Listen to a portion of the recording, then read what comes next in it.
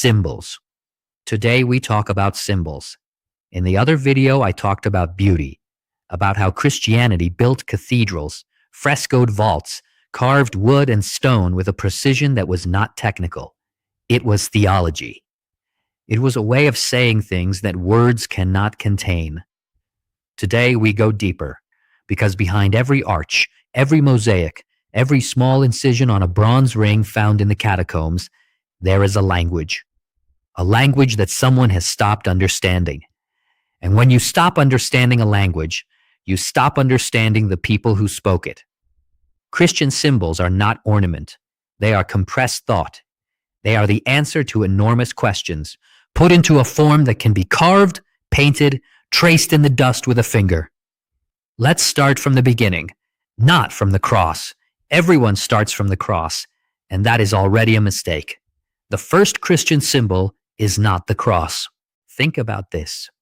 The first secret sign of one of the most influential religions in human history is a fish. Why a fish? Because in Greek, fish is ichthus, and those 5 letters are the initials of Iesus Christos Theou Iouos Soter, Jesus Christ, Son of God, Savior.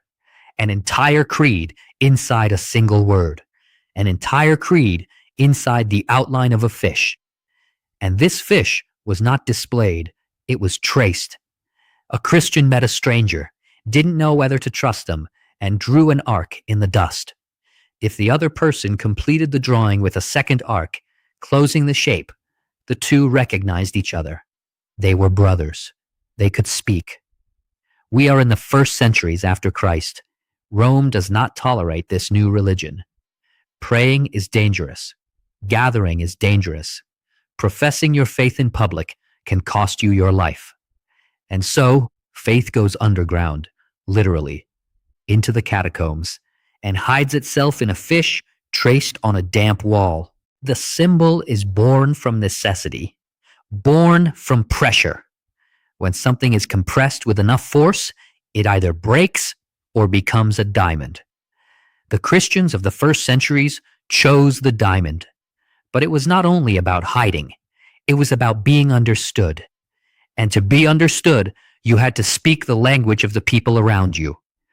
Early Christian art is one of the most fascinating and least told phenomena in the visual history of the West. The Christians of the origins did not invent an aesthetic from nothing. They inhabited a Greco-Roman world. They knew that tradition. They breathed its forms, and they transformed them. Take the Good Shepherd. That figure of a young man carrying a lamb on his shoulders is the defining symbol of Christ in early Christian iconography. But that figure already existed. It was Apollo Cryophoros, the ram bearer. It was Hermes with the kid goat. It was Dionysus. The Christians took a familiar form and filled it with a new meaning. The lamb itself. In Judaism, the Passover lamb is the sacrifice that saves, the blood on the doorposts on the night of the Exodus. Christians recognize Christ in that lamb. And when they represent him, someone coming from Judaism understands one thing. Someone coming from the Greco-Roman tradition understands another. And both readings are true. The peacock. In Roman tombs, the peacock was a symbol of immortality, because it was believed that its flesh did not decay. Christians brought it into the catacombs, onto sarcophagi, into mosaics. Same symbol, same hope, new root.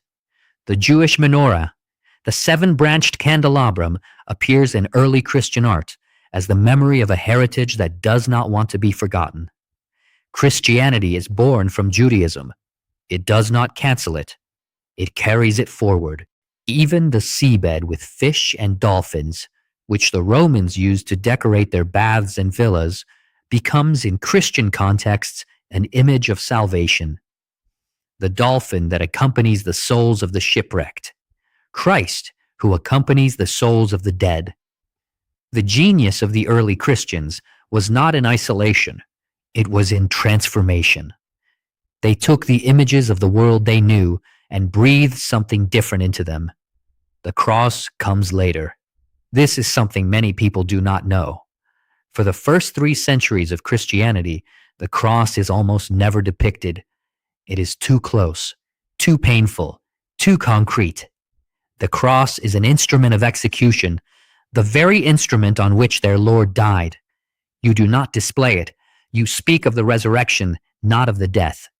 The cross, as the dominant Christian symbol, emerges after Constantine, after the Edict of Milan in 313, when Christians come out of hiding, when the persecution ends, when they can lift their heads. Before the cross, there is the Chi-Rho, the first 2 Greek letters of the name of Christ, overlaid to form a monogram. Constantine has it painted on the shields of his soldiers before the Battle of Milvian Bridge. In hoc signo vinces, in this sign you will conquer. And he conquers. Then there is the Alpha and the Omega, first and last, the beginning and the end. God who contains all of time within himself. 2 letters that declare something absolute. The Christian symbols of the origins were not decoration, they were declarations. Dangerous declarations often. Declarations that cost something.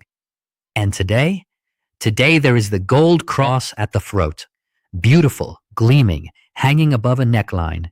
It weighs nothing. It says nothing. It costs nothing.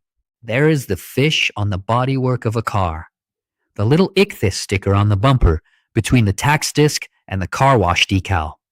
That same sign that Christians traced in the dust when being recognized could mean death is now a piece of merchandise.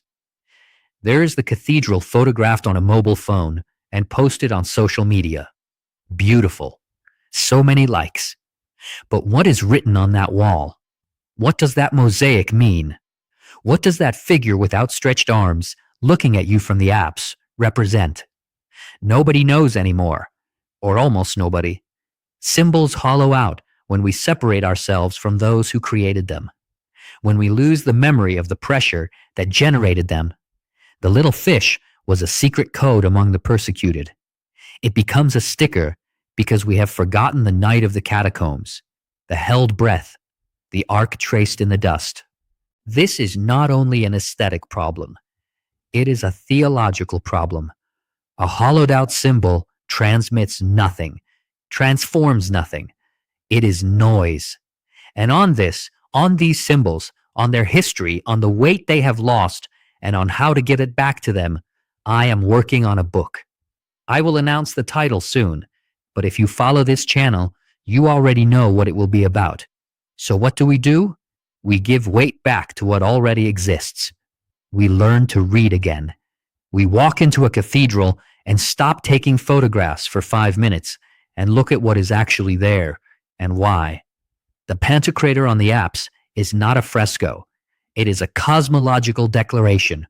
Christ holding the book of judgment and raising his hand in a blessing that is also a sentence. It is not decoration.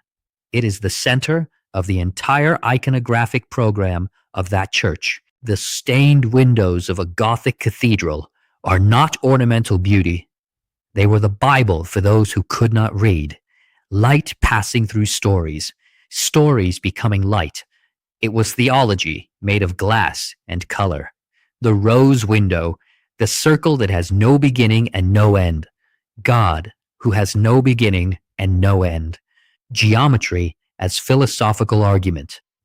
And then the hardest question, the one I ask myself too, the one I think is worth asking. If symbols are born from pressure, what happens today? What happens at a moment when Christianity in the West is marginal, misunderstood, often mocked? Perhaps this is exactly the right moment to find new symbols, not to replace the ancient ones, but to stand beside them, to create new codes that speak to those living now, that carry the same weight of truth, that cost something. Living symbols are frightening. Living symbols say something not everyone wants to hear. Dead symbols make wallpaper. The question is, do you want a living symbol or do you want wallpaper? If you watch the video on beauty and Christianity, you already know where I stand, and you know this is not a rhetorical question.